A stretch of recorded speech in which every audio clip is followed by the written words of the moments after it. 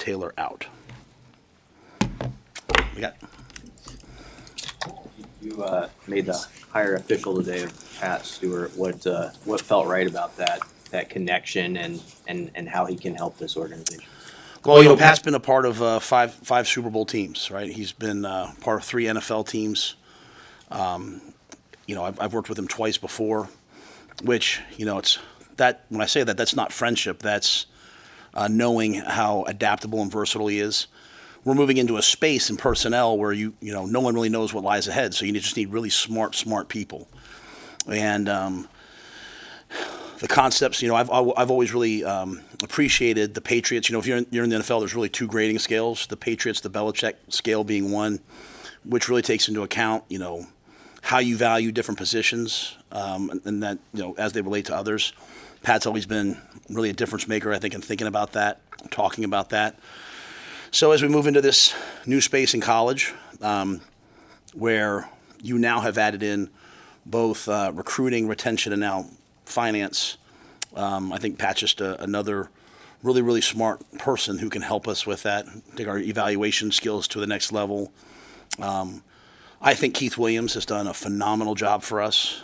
Keith has, continued to rise in the organization, and really, Pat's weakness will be the recruitment piece. You don't really recruit in the NFL, but Keith, Troy Vincent, Avery Gossett, I think those people have done a fantastic job, and I think Sean Patton's done really a phenomenal job in the 3 years. We've had top 25 classes, we had a top 10 portal class, and this was kind of precipitated by him kind of wanting to move into a different space, wanting really to stay more in player finance, wanting to be more in analytics, and a commitment by us just to kind of look at personnel departments and recruiting departments and try to take it to a whole other level, which I think you're seeing across the board in college football. So Pat seemed to be the right fit. We're lucky to get him. He left a great job in New England. Very grateful to the people in New England to let him come, and we're excited to have him.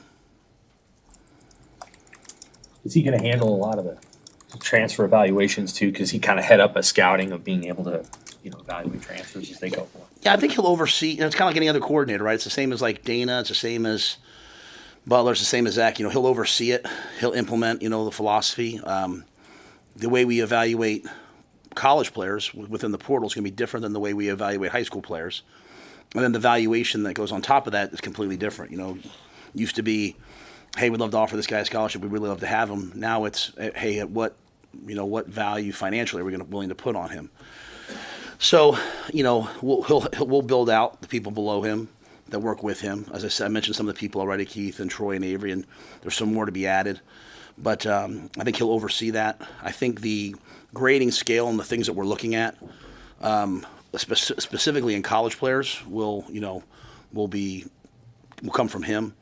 And we'll still stay with the same beliefs we have with high school players in terms of traits and certain things, more developmental. Is it oversimplifying to say that it's all just moving more to look like an NFL model?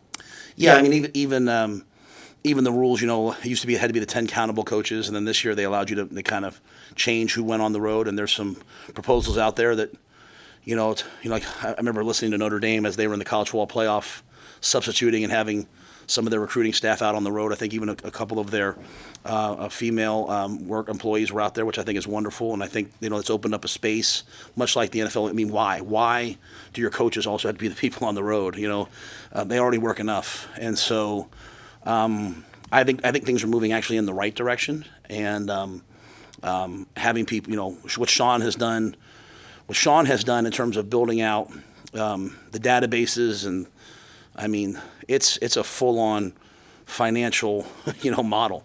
And working with Jonathan Bateman and Haven, you can't be a penny over, right? You can't make a mistake. And so it's a really unique time. So I think, it's moving very much in that direction. And but I don't think the answer is just purely. I didn't hire Pat just because of, hey, he's from the NFL, because it's very different still than the NFL. I just think the thing with Pat is he's just really smart. When I have a question about personnel, I call James Blanchard at Texas Tech, who's one of the kind of the difference makers out there that we hired years ago. I call Pat Stewart. I call these guys. So when Sean kind of indicated, hey, I want to do something a little bit different, we started looking at, hey, who could come in and kind of lead the evaluation part of this, and Pat stuck out. You get a sense coming out of Matt Drills if you feel further along in year 3 than past years, and are there any guys in particular who have stuck out with their voices and how they've led?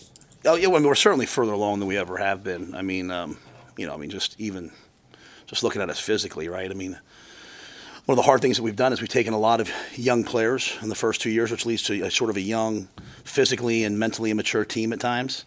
Those guys are growing up. So, I think you see a team that's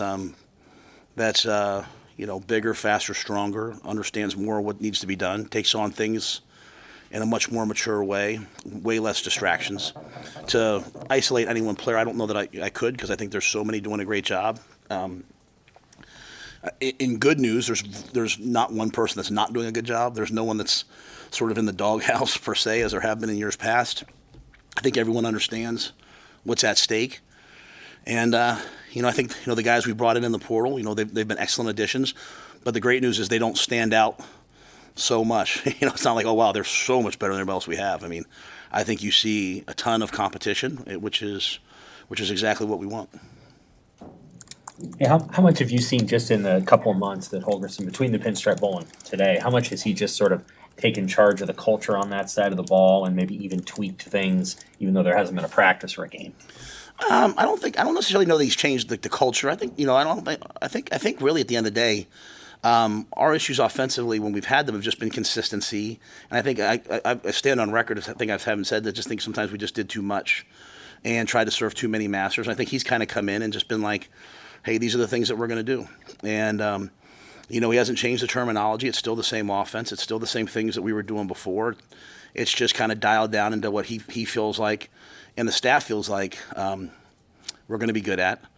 They do a great job. I mean, they meet together. We go out. When we're able to, we do some football stuff when we can. They work on it, evaluate it together. I think the thing with Dana is he's really a unifying force. I mean, he works with everyone. Sometimes you think of these guys who, like him, have had a ton of success. And they're kind of like these off on the side, guru all by themselves. But he's just really, I think, does a great job of utilizing his entire offensive staff, bringing it along to the players, and holding the players to a high standard. And the proof will be in the pudding, right? But I mean, I like what they're doing, and I think the players are comfortable, kind of in the direction that we're heading. What can 8 or 9 months with Dana and Dylan do for Dylan that he didn't have the opportunity to get when Dana came in November and they had a game to prepare for?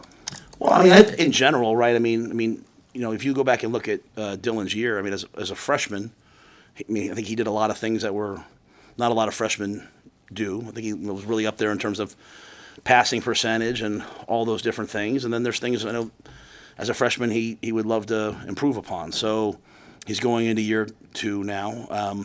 Last year, as a highly recruited freshman, I think at this time you saw him trying to keep his voice quiet and just earn everyone's respect. I think now, he has to step up and lead when able. He's really working on his body composition. He won't be a great quarterback at 240 pounds, right? So getting his body composition to one where he can be fleet of foot, where he can slide nimbly and move within the pocket, where he can convert third downs with his feet. I think that's something that we're all bought into and he has to continue to do. So there's things he needs to work on.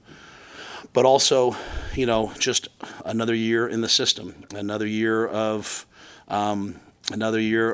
understanding what a mat drill looks like, what an off-season workout looks like, what meetings look like. I think all players make a great jump from year 1 to year 2, and then probably from year 2 to year 3. The thing we're trying to avoid with all of our freshmen is a lot of times guys have some success as a freshman, and then they kind of tail off, and all of a sudden it takes till year 3, and you got to get them back going again. And whether it's Jacory or V9 or Willis or any of those guys who played as a true freshman, making sure that doesn't happen. And Dylan's certainly one we can't allow that to happen with. And so, Dana will, I'm sure, push him in every respect. Glenn does a great job with him on the day-to-day, and I think you just see a lot of consistency on that side of the ball. What's a guy like Rocco Spindler add to that O-line room and how he can help? Well, I mean, first and foremost, he's a big, powerful man, right? So I mean, he's another guy up front who can move people, who can accelerate his feet at the line of scrimmage, knock somebody back, slide his feet and pass pro. So it's just another good player, and he's really a great guy. He's a really good person.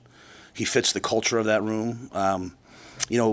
Sometimes you bring a guy in from a place that's had a lot of success, and they've got all the answers. And I think the thing that he's done is he's been great about just assimilating into our culture and adding value where he can. I think he'll be one of the the leaders in that room, and there's a bunch of them. I think you see a guy like Justin Evans, who's really with the older guys gone, now it's kind of his time. Some of those guys, Turner, Teddy, Henry, Gunner, they're all hurt, right, coming out of the season. So the guys that you have practicing full time, the Justins, those guys are really trying to accelerate kind of where we are. And I think Rocco's just jumped right in.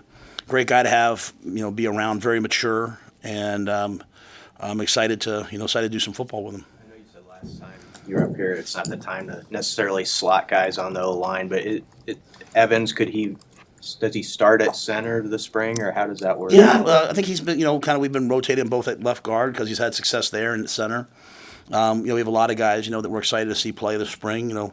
Sam Sledge, Jason, Mashake Shock, all those guys. I mean, they're all going to have an opportunity. Grant Bricks, Preston, many more. Tyler Canucks healthy, coming back from being injured at the end of the year, healthier. So they've all waited their turn, and while there's been some obviously big portal moves, for the most part when you look at college football, people are building their offensive line still through recruiting. And so it's I think people sometimes expect, I think players expect, well, I'm a big recruit, I'm going to come in right away. And the old model of, as an offensive lineman, basically to come in and redshirt the first year, be a backup the second year, your redshirt freshman year, and hopefully contribute and start as a third-year player. That's the model. That's the model of having a successful team. And so some of those guys are in their third year, they're in their second year. I think they're right on track. So we have brought two guys in that are older to help, but we have a bunch of guys we feel good about, and if we can get Turner, Teddy back, that will certainly bolster us as well. Ran that spring league last year. Do you expect that to return, or with smaller roster sizes, is the format going to change for the spring at all? Yeah, we won't do that this year. That was for a certain time and place. I think this year we have an older team in many ways, and so practice will look different. So I think that was just kind of something we did last year, really to try to build some competition and really get the guys learning to compete. I think now it's a little bit more about taking our execution, our situational football, and some of those things and accelerating those. With the staff additions that were made over the offseason, how important is this spring, Matt, for just the players to build the trust with their coaches and vice versa?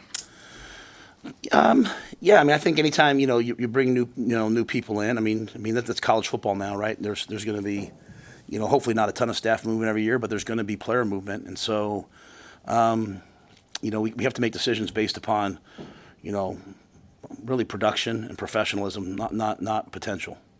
And that was a big thing for us at the bowl game. We talked a lot about we're past the point of potential now. Now it's who produces, who's a professional, and earning what you get. So having some guys come in, having obviously Eckler come in with a fresh set of eyes, looking at guys, having Snow there now with a fresh set of eyes, Addison coming in with a fresh set of eyes.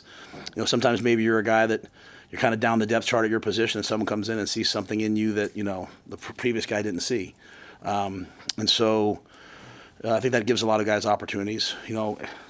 Terry and Phil coming in with the defensive line and outside backers. Just again a different group of people. So I think it'll be really important this spring. And the off season's been really important, and the meetings. At the end of the day, as you have a more talented roster, you really can't waste a day. And I think our roster's the best it's been. I think the guys are developed, and so they have to take advantage of the opportunities they get. Is the purpose at all? You mentioned having an older team and some changes with the spring, but does the and of course not having a spring game. Is there anything else significant that changes about what you're trying to get done in spring? Do you scrimmage as much? What's changing about spring football from your Just a spring game. I mean, honestly, like we'll still do the same amount of work.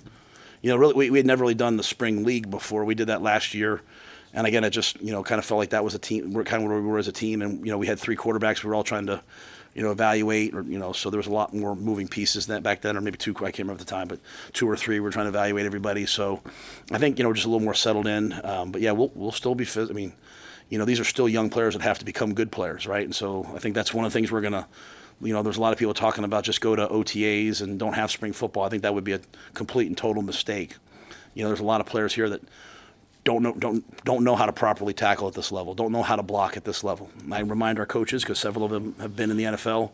You coach in the NFL, you train players in college. You're teaching them, you're training them how to do it. And so sometimes you're taking players from other schools who've been trained for a couple of years and training them our way. So there's a lot that needs to be done. So it'll be a good physical, hard-nosed spring. But with the only real difference being just what sort of the outside world sees in that spring game. Speaking of backup quarterbacks, you have a battle at that particular position. Obviously, Dylan being the starter. So the guys behind Jalen, is it Marco or Marcos? I'm not sure exactly which it is. And then of course TJ. What are you hoping to see from all 3 of them? They're all kind of at different levels. Yeah, I mean, I think I couldn't even speak on it now because I haven't seen them at all. They're young players. They're young to our system. What I do know is that when we went to the bowl game, we wanted to make Heinrich to tight end, and I was sort of like, well, if we get stuck at quarterback, if something happens, he can always go play quarterback too. And after about 2 or 3 practices, that wasn't even a thought. I mean, they had so much confidence in Jalen, and Dylan's one of those guys that if the play ever comes in called wrong, he knows it so well he can fix it. And where sometimes some of the other guys are like Ron Burgundy, they're going to say whatever comes up. And Gramstad's a lot like Dylan. You know what I mean? Like those 2 guys kind of reminds me like in the NFL when you have like a really good young quarterback and you bring in a veteran backup behind him who's accelerating. Like, hey, this is how we study. Not that Jalen's necessarily teaching Dylan what to do, but you can see them. They jive off each other, right? They vibe off each other. And great thing about Jalen is the ball's going to go where it's supposed to go. I mean, he's absolutely a winner. Wanted him to come back. We wanted him to come back. So I feel very confident with him. And then basically we have 2 freshmen, and so they have to get some reps and show us what they can do. And but I do feel good about what they've shown so far. But I think the spring will be huge for us. The transfer, I mean, obviously Dana knew something about him, but you had, I'm sure, sign off on bringing him forward. Yeah, Dana was really comfortable. Had a ton of experience, and I trusted that. I mean, at the end of the day, there wasn't a lot of college tape, but I trust Dana a ton on those things. And so even when it came to the when they talked about the receivers, obviously Dane, there was a lot of production, but Hardley was a little different, but DeKeel stood up for it. And I think at the end of the day, anytime you coach a player and you feel like, hey, this guy's special, then you'd be a fool not to take advantage of insider knowledge. So. In his move to tight end, how big of a time is this for him in his development, the moving positions? Yeah, I mean, there's no doubt he can do it, right? So I mean, in a day and age where most guys would don't trust their coaches, coaches aren't trusted as much anymore as they used to be, and a lot of guys would have transferred. I mean, to me, this is a true I'm very appreciative not only of Heinrich but of his entire family for trusting us in that this would work out. I didn't expect him to play as much in the bowl game as he did. It was just Dana and those guys as they put the game plan together felt like, hey, he's going to be someone that elicits different defensive personnel, which will give us an advantage.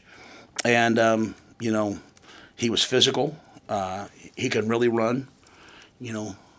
Sometimes I say things and people look at me like I'm nuts until it's proven. And like I said, he was one of the best athletes I've been around. All of a sudden he's in the dunk contest and people are like, oh, what a good athlete. Like he's really a special athlete. I mean, he can run. He is explode. They just had a little, today was Husker games, so we had like a little competition with all across campus, and then they finalized with a dunk contest, and I mean, he's windmill 360 and all those different things. He didn't win because He didn't. I think he only won the other one because the Nebraska fans voted for him because he's from Nebraska. I told him that too, but anyway, he didn't. but this one, he didn't win this one, but he was really close. And so he's a great athlete who's had to learn the physicality. And I think Sat's done a great job of. I mean, a lot of guys would take a guy like that and just be like, oh, whatever, or take that guy and just we'll have him run routes, but they're teaching him all the blocking, all the protections, and I think he's doing a really great job because he recognizes he's going to have a chance to play at the next level via this position. One of the running kind of jokes with fans is, hey, we're winning off-season championships every year. What would you tell them is really different about this off-season that's going to make a difference this year? I don't have an answer for that. I mean, I think that's part of. I mean, whatever. I've been here for 2 years. I got to do the best we can in the off season to have success. I try very much not to hype things up. I think sometimes we hype things way up here and then get really disappointed when things just to me, life's all about like taking little steps. Like, you become. It takes a long time to become an overnight success, and so we've always kind of built towards year 3. So I, just going to try to get better today and try to build on this team this year and have a good year 3. And after that, we'll reassess where we are after year 3. We'll try to have a good year 4 and just keep doing that until they tell me to leave or I die. One of the two. So. And I know you commented on your non-conference scheduling philosophy. As you move forward and look at what you see is best for Nebraska in scheduling games out of conference, how do you balance the needs of the program with also the needs and wants of the fans to be able to see good teams out of conference potentially come into Memorial Stadium and play Nebraska in early months of the year? So I love the fans. So this is going to be taken the wrong way, but the only teams that win are the teams that put the program 100% first, and winning comes first. And so the last 2 national champions came out of the Big Ten, and neither one played a Power 5 opponent. So I completely get it. I completely get it, and it's really hard when there's. And again, I don't get to make these decisions because I would unilaterally make them, and it would be just I got asked a question on a podcast, and if you ask me something, I'm going to answer it usually. So, if the system changes, and there's been a lot of talk about it changing, right? If the system changes and across college football, we all play 9 conference games, and then the 10th game is a crossover game with the SEC. I'd be the first person to say that'd be great for college football.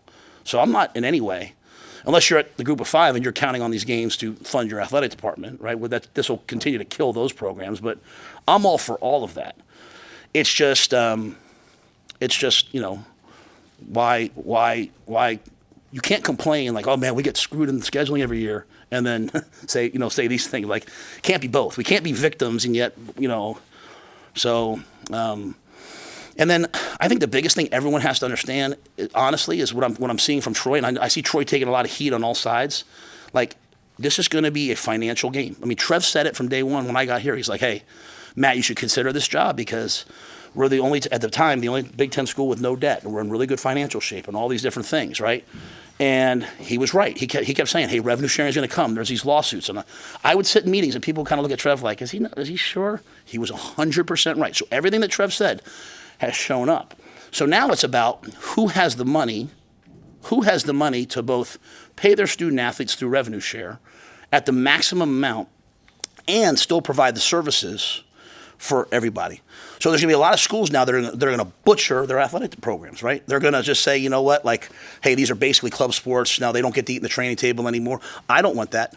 I do not want the training table to be like just football and a couple other sports. I love walking in there and seeing the tennis team in there. I like being a part of all those student athletes. And so the Olympic sports, the non-revenue generating sports, I want them to have life skills. I want them to have elite medical care. I want them to have psychological services. I want them to have academic services.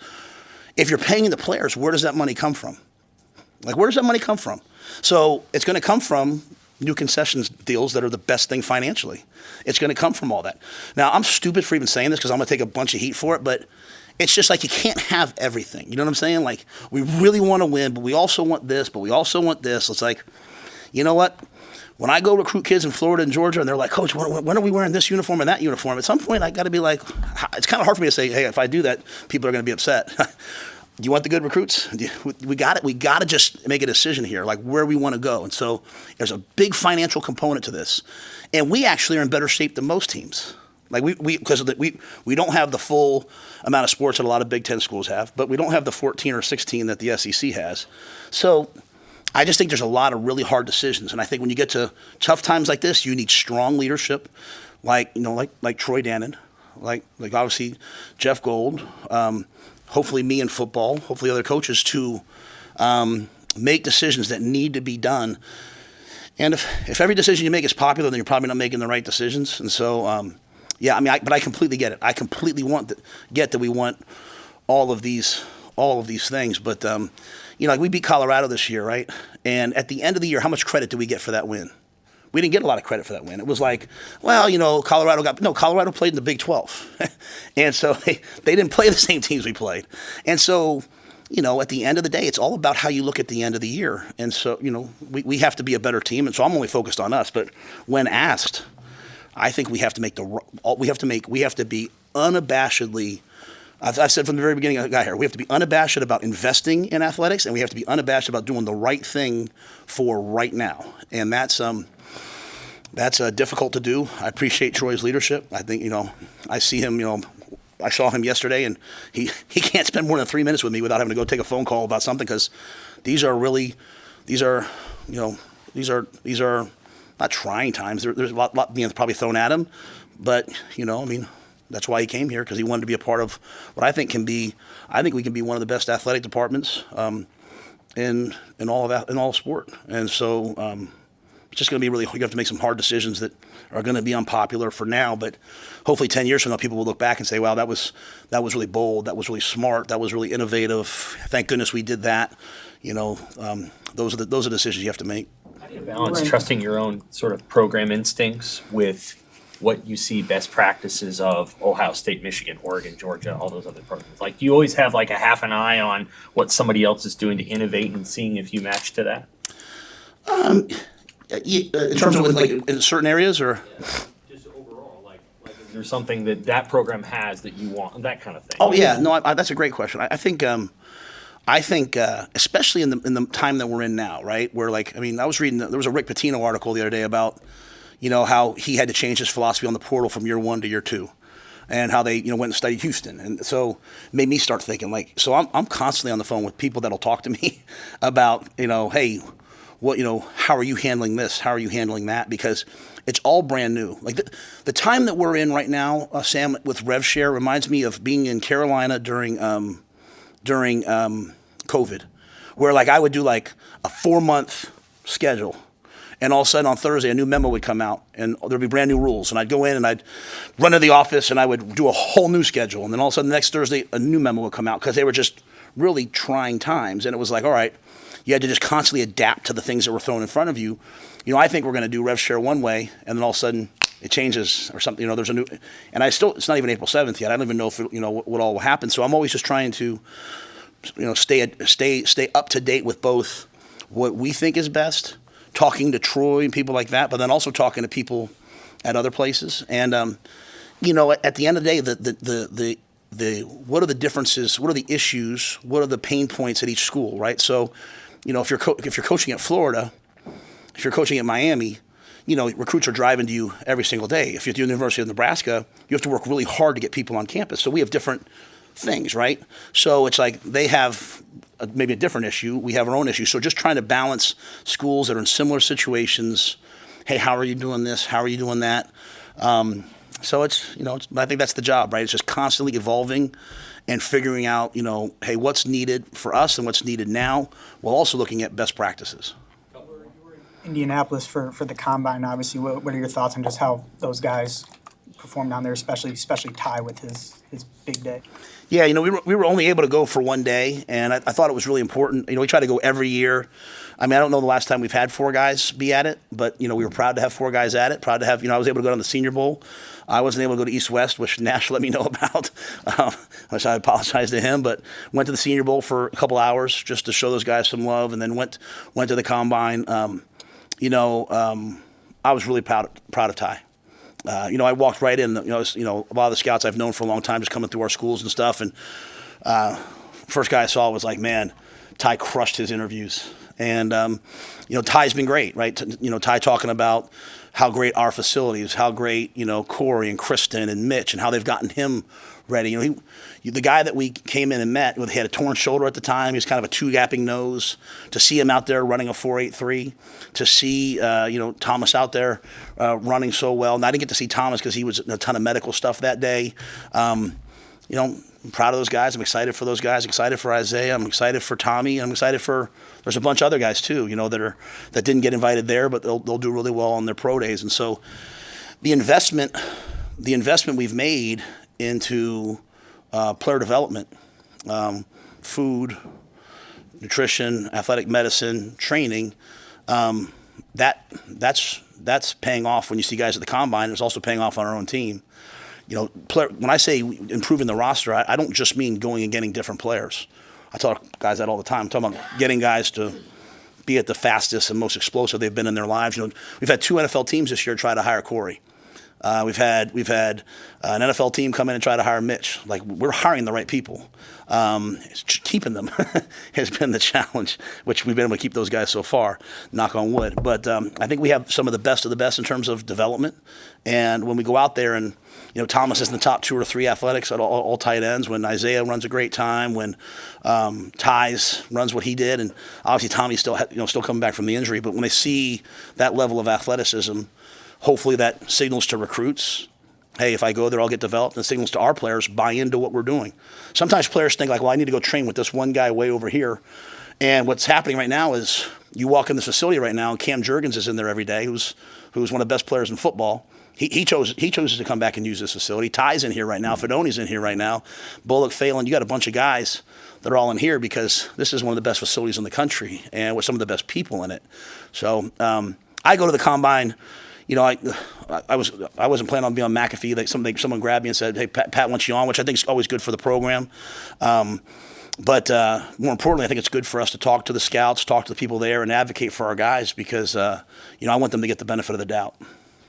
You routinely have had solid defensive lines. What is your overview of that group as you move on without Ty and Nash as you head into spring ball? I think as we've gone back and watched the tape from this past year, especially with Butler now in a coordinator's role and with Snow coming in, even before Terry got here, I don't think any of us really appreciated how dominant Ty was. I mean, he single-handedly was like a cheat code. I don't think any of us appreciated how good Nash was, how good MJ was. And so, there's big shoes to fill. But, I think Cam Lenhart's ready. And I think Riley Van Poppel's ready. And I think Elijah Judy's ready. And Keona Davis and Willis McGahee and, all those guys. I think those guys are all ready. They've been in the system. We got guys that came in behind them, younger guys. We got some guys in the portal. So we have 2 freshmen that aren't here yet that we're excited about. So I think the defensive line will play at a really high level. Will they play at the level that Ty did? I mean, that's a lofty goal, and we'll chase that. I'm really excited about Terry Braden. Terry's another guy. I mean, he was raised by and trained by the same people that I was trained by as a D-line coach. And so he believes, when he's using his words in the interview, I'm kind of laughing. I'm like, all right, this is exactly who I want. Some of the people I trust most in this world, Andy Reid, Mark DeLeon, they all said, Joe Cullen, they said to hire him. Dave Merritt, they all said to hire him. And, he's another guy. He got offered a position coach job in the NFL and he didn't even tell me, didn't even leverage me for anything. I mean, he's just a really special person. He did his press conference the other day. I was like watching the new coach's press conferences. When you guys would say something, he'd say, "Hey Sam, how you doing?" Like, that's who he is. Like, that's not like, I mean, he's like that every day. So he's 100 miles an hour. I think he's going to be really valuable to us. And then getting Phil Simpson back, to me was really, really important. I mean, those edge players, they have to play with such a tenacity and a physicality and an effort, and Phil's going to demand that. And I think, when Phil was here the first time, I did not want him to leave. I worked hard to try to keep him. I couldn't keep him at the time. Was able to now give him a job that he could get his whole family here, and really excited to have him and Maria and their whole family here. So I think we really got the right guys up front to play good defense. Terry, with Mike Eckler, what what got you to connect with him, and what qualities did he bring to the table that made you know he was the guy for special teams? Yeah, I mean, I think when I started hearing, like, honestly, like all the local media and former players saying to hire him, my natural instinct was like, don't hire him. To be quite honest with you, like, I'm being completely honest. It's just at the end of the day, like, I don't love celebrity coaches. I just like a bunch of guys who like to work. I brought Eck in to interview with him though, because of what he's done, and I couldn't get him out of my brain. Like, I just loved the way he did everything. I kept hearing stories about, like, he's running down the 80, and he got arrested running down I-80, and I'm sitting there in my line like, oh, do I want to take that on? Like, it seems like a lot. But the way he teaches in his meetings, I mean, I for years, I talk a lot about the Socratic method in teaching and getting players to respond and answer, and a lot of coaches just talk, and he's one of the best teachers I've been around. In fact, in the interview, I was like, Coach, I can't keep doing this, because he kept making me answer him. I was like, Coach, I can't do this, man. I got ADD. I'm tired. But I've enjoyed having him here so far. Like, you know what I mean? And I think at the end of the day, the stats he's had at Tennessee speak for themselves, right? And but I have to go back again. I just love the way he teaches. I love the way he does it, right? So I've enjoyed having him here. I think he's gonna. People will talk a lot about his energy and all that stuff. I just don't think it's that though. I want to make it's the way that he teaches. It's his system. It's you could take that. You could take the way he's doing it, and you could take it out to seventh grade football. My dad coached seventh grade football for years, and I think those are some of the best teachers in the world. And the way he does it, the repetition, the commands, the way the guys answer back to him, I think those players would do his technique at a really high level. And he's an excellent recruiter. He's an excellent evaluator. I think he's going to help us in that area as well. So I'm fired up to have him. You guys that said to hire him, you guys were right, and I was wrong. I want to make sure I give him his due. And I think since he's been here, it's just a ton of energy in the building. I'm a Northeastern guy. Like, when he says to me, like, hey, Matt, how you doing today? I said, I'm good. And he's like, we don't say good, we say great. And I'm like, heck, I'm from New York. I'm good. but I think that's going to be good for our guys. I think he's, and what I like about him is he's an evaluator. We talk a lot about recruiters. The key is evaluation. And him and Snow are two old school evaluators as they come in and see our players and see guys like Bryce Turner. Bryce Turner is now 210 pounds. He was a 10-2 kid in high school, right? And he's now up to 210 pounds, still running close to 22 miles an hour. And, a lot of guys, well, what is he? Eckler sees him and says, hey, I can use him like this, or I can use this guy like that. So that's really what I want. I want guys who find the players that we have and don't find what they can't do, but find what they can do. I want that to me is positive coaching. So I think he's been a great addition.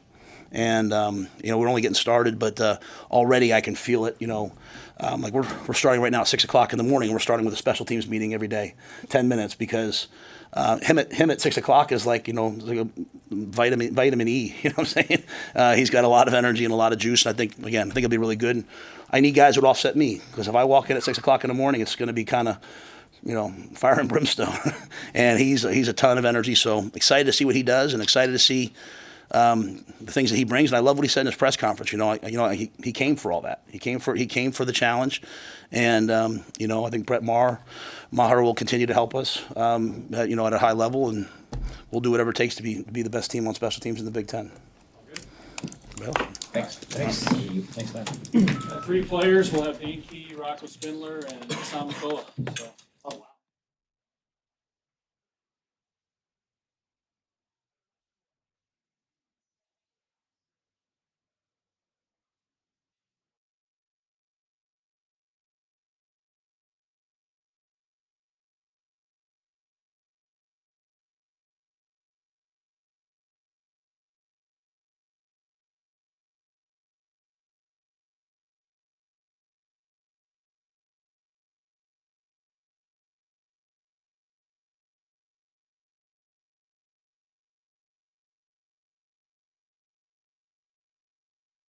The other 2 are out here. We'll bring all 3 in here, obviously. How we doing? Rocco, what What made this feel like it was the right marriage? I mean, if you saw those baby pictures, I mean, that's not a coincidence, so I don't know what is. Yeah, I mean, just coming off the championship run, it was kind of quick. I had to, get applied in for academics and, be here by spring ball. But like, Coach Heastan and, Donnie kind of worked well together, so I knew like the same kind of concept. And for me, I was looking for a trust in my position coach and, the head coach and, where I can get to the next level and where I can help them now. And, this was the best place for it. Coach Rhule's talked a lot about ways Nebraska's trying to differentiate itself in college football. Just as someone who's been at a high-level program, who's seen other places, what is it about Nebraska maybe where it has some strengths or stands out? I mean, it's hard-nosed football. I mean, we just completed mat drills, and from where I'm coming, we never really experienced something like that. And those 3 weeks were very challenging on the whole team. And being an older guy and kind of knowing in a sense what they are, I mean, it was tough to get through. And for the most part, you guys attacked it. And then the resources here, I mean, from a medical standpoint, is, speaks for itself.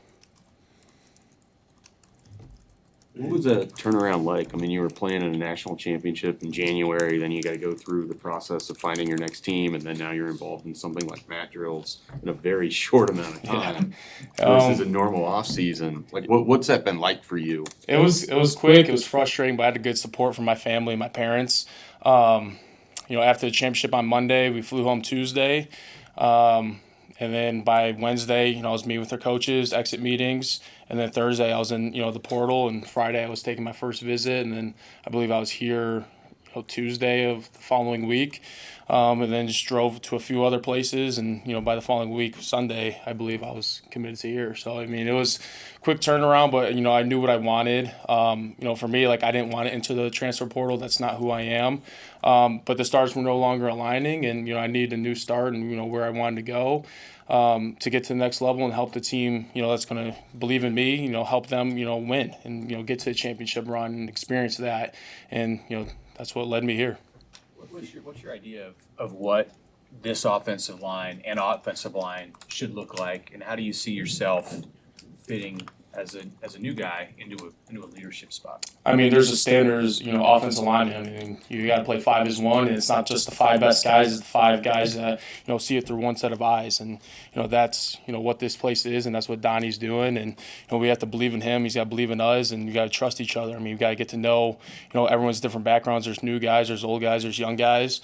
And you got to get to know them. And, we had a little meeting just with the players the other day and, trying to get to know each other, be in a vulnerable spot, what motivates us and, where we want this, position to go and, carrying it as, the team aspect. And we got to be an O-line, driven program. That's, where I'm coming from. And, we have to handle our business and it'll correlate to the rest of the team.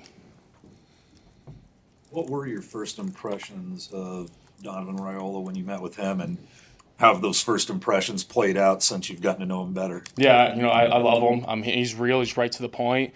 There's no fluff there either. And, as a player, you like to have that. But, he supports you, loves you. And, for him, family's huge. I mean, where he's coming from. And, he treats us all with respect. But, you got to handle your business at the same time. For those who don't know, you mentioned the picture of you and the Huskers stuff as a little kid. What's the connection there? Honestly, I have no idea. I think when my dad was playing or just got done and, I was born, I think one of the, Husker Nations, sent him a jersey for, his newborn son and said he's going to play here. And, not knowing that I actually was. And we were looking through photos and my mom was like, I think I have, baby pictures of you in this, Huskers uniform. And I was like, really? And we found them and I was like, wow. So we sent it to the media team here and, they made a little graphic for it. How useful has it been having a dad who's played at a high level as you've gone through your football journey, just having him as a sounding board? Yeah, especially, this back half, what I just went through with the transfer portal thing. And in a sense, I hate to say it, but treating it as like free agency, kind of, entering the portal not knowing what it is. And, teams are throwing out significant numbers. And, he's like, don't go for the numbers. The numbers will take care of itself. Think about facilities, the coaching, the guys you're going to be playing around. The quarterback here is phenomenal. And, why wouldn't you want to be part of an offense like that? And, there's just a ton of different things. A lot of people speak in your ear. And, you just got to, sit down with your family and, decide what's best for just you. You mentioned Dylan. What's what's your initial, just further on that, impressions of him? Yeah, I mean, he's a great friend, but he's even a better teammate and competitor. I mean, you can see it on the field and how he leads his team and, what he wants. And, we've sat down a few times and, he's picked my brain of, what was that championship team like and, how'd you guys get there? And, I picked his brain, but like, hey, how can we improve here? How can we win? And, what can I do, as an offensive lineman? I mean, I'm not flashy, but, we can lead the pack and, lead the team. And, so you give us, as much time as you need to make your plays.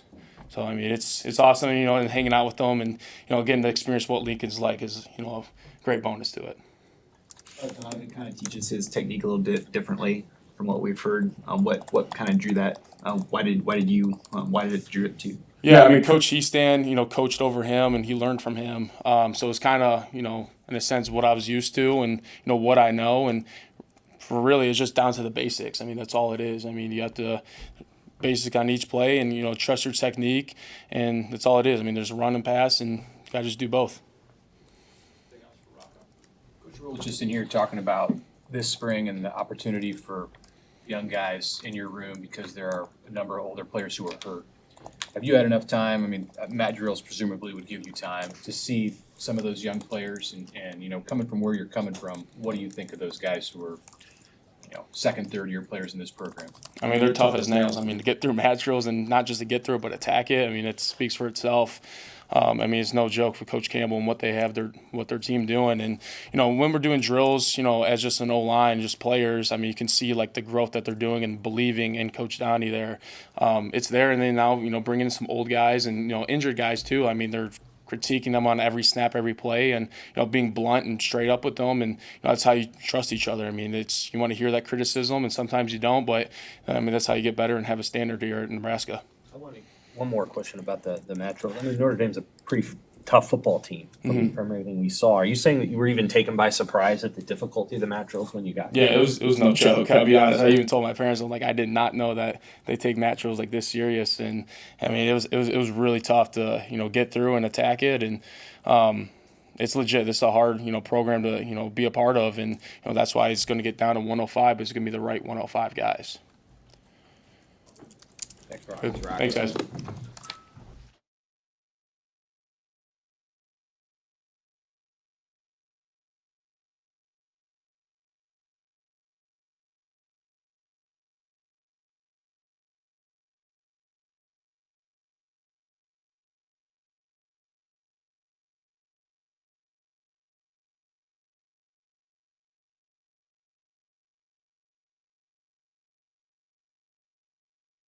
So, questions for Dane?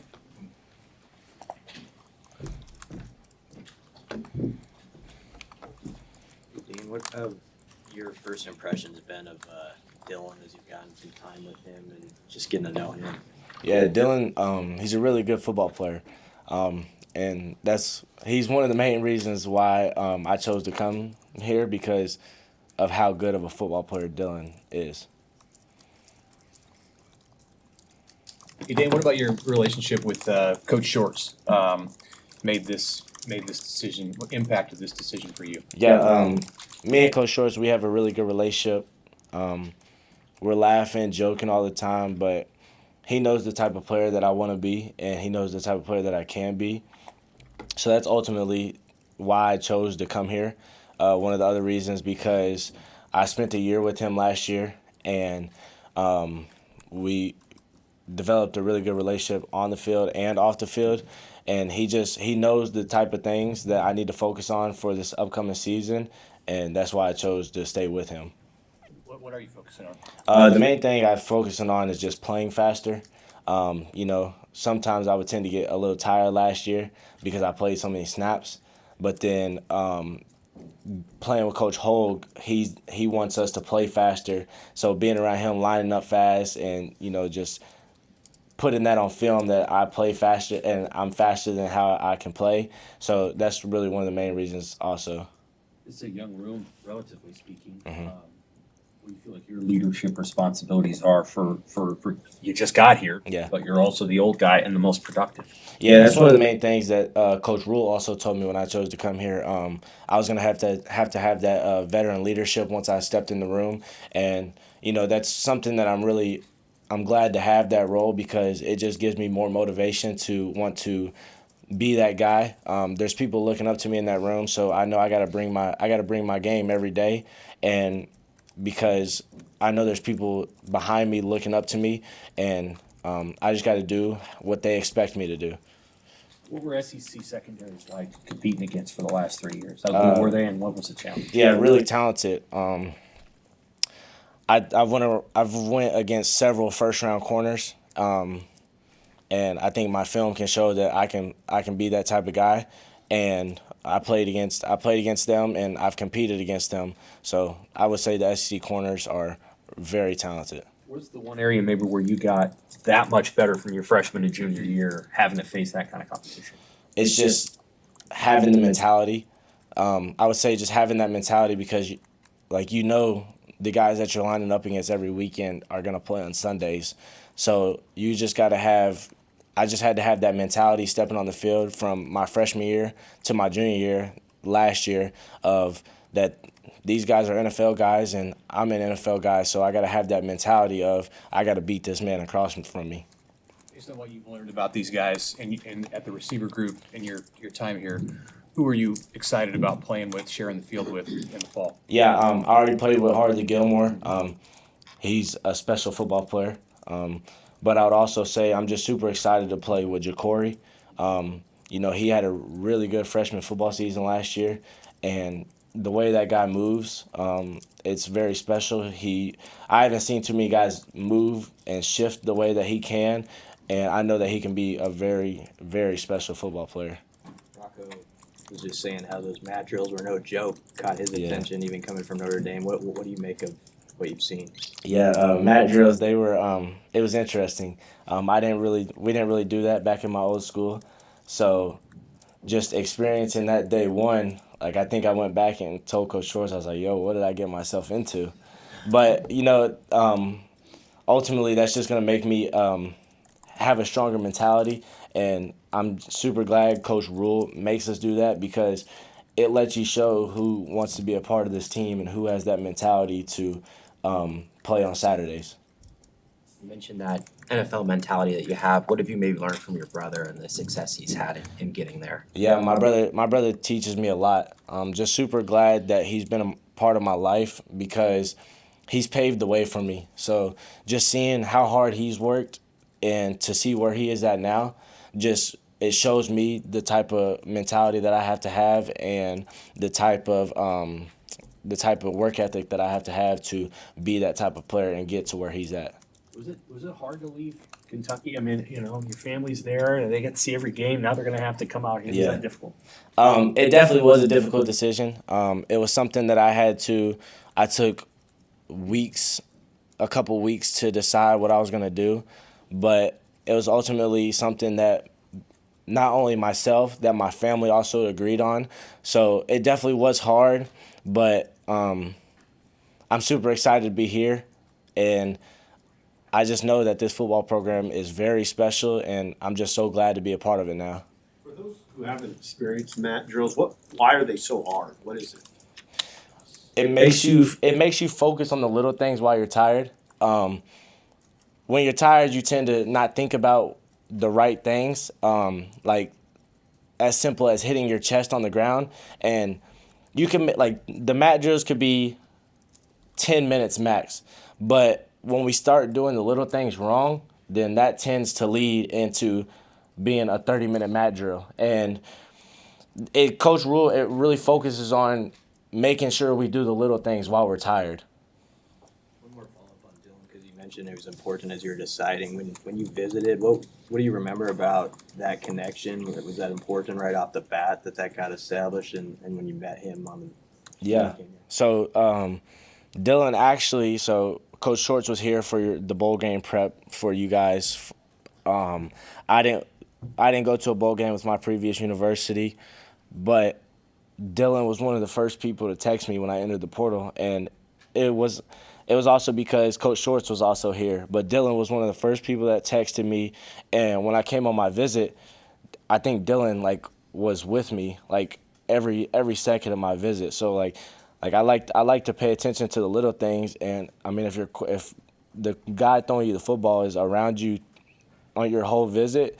Most of the other schools didn't do that. So I was just like, okay, like this guy wants me to be here and he wants to throw me the football. So why would I not choose to come be with a really good football player who wants to throw me the ball? Your change of direction is pretty elite. Was that something that you kind of went to college with, or was that developed over time, and how did maybe shorts help you with it? Yeah, that is not something that I came to college with. I actually got developed. We also brought another receiver coach here, Andrew Verbois. He was with me from my freshman year to last year, and he helped me develop my game to be the player that I am today, and then bringing Coach Shorts along with them. So just those two together is an elite duo. Those two coaches together are an elite duo, and Coach Verb helped me develop my game of the change of direction, and Coach Shorts is really the coach who's helped me with my mentality of being that player on the field. Both you and Rocco mentioned what a whirlwind entering the portal and choosing a school was. Could you kind of lay out the actual timeline of just what happened, how quickly it happened, all that? Yeah, it's quick and stressful. It was definitely quick and stressful. Those are the first two things that come to mind because I entered the portal, and then I think the next day the portal officially opened, and then my phone just kind of just went through the roof, and there was times where I was just so exhausted of just trying to talk to people every day. I kind of just politely told other schools thank you for the opportunity, but I kind of have a few schools in mind already, so I really appreciate you guys giving me the opportunity, but I think I'm gonna explore different options. And then I did a lot of homework. I watched a lot of film, watched a lot of tape of the quarterbacks, watched a lot of tape on not only tape but homework of who a receiver coach has developed, and all roads led to Nebraska. Was there an additional pitch from Dana Holgerson at all, or was it all on Dylan and your relationship with Coach Short? Yeah, Coach Hogue played a big part in it as well. Coach Hogue told me before I left my visit, if you don't want to be that guy, then stay in Kentucky. So he told me to stay in Lexington if I didn't want to come to Nebraska and be that guy. So that made me want to come show Coach Hogue that I'm that guy. All right, Thank you, guys. Thank you.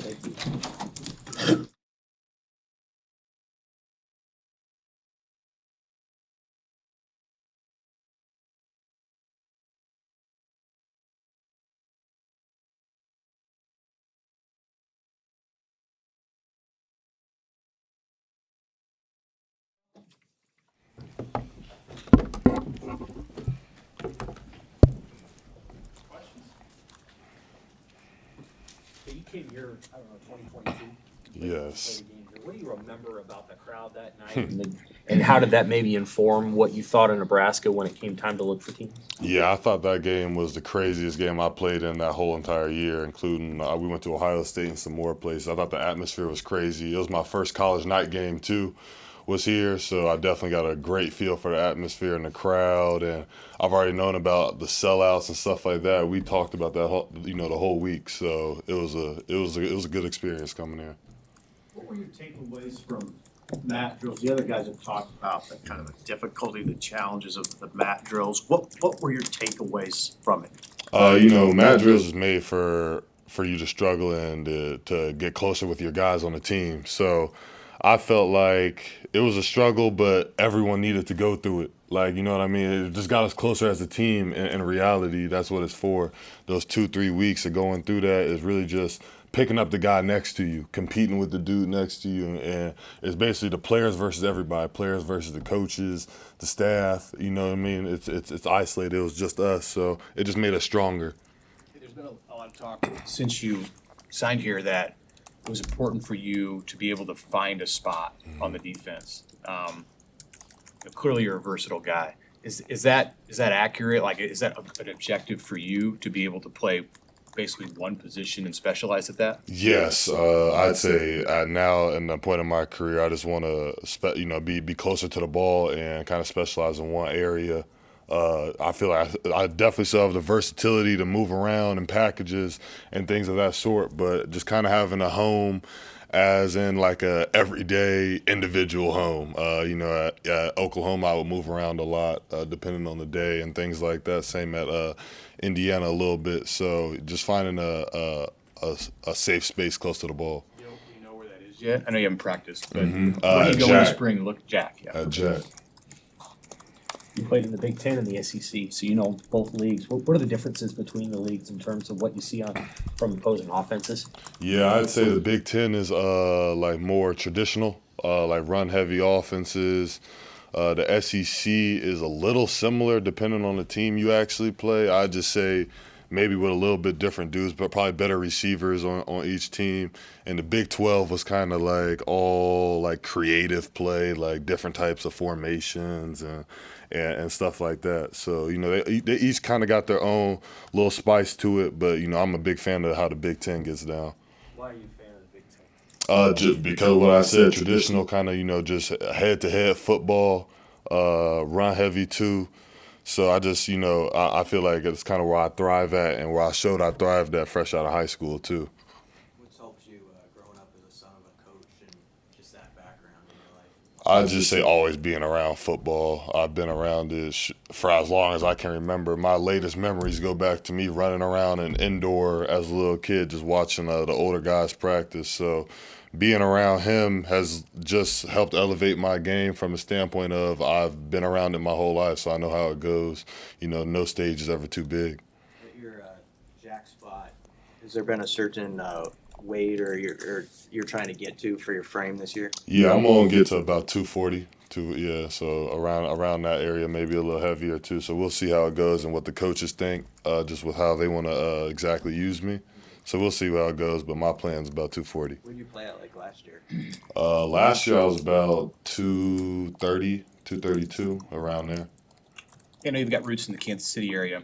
So what's been your observation on the Kansas City flavor around here? Yeah. And the number of guys who have connections there. It seems like a lot of it starts with Coach Mosey, but how have you viewed that?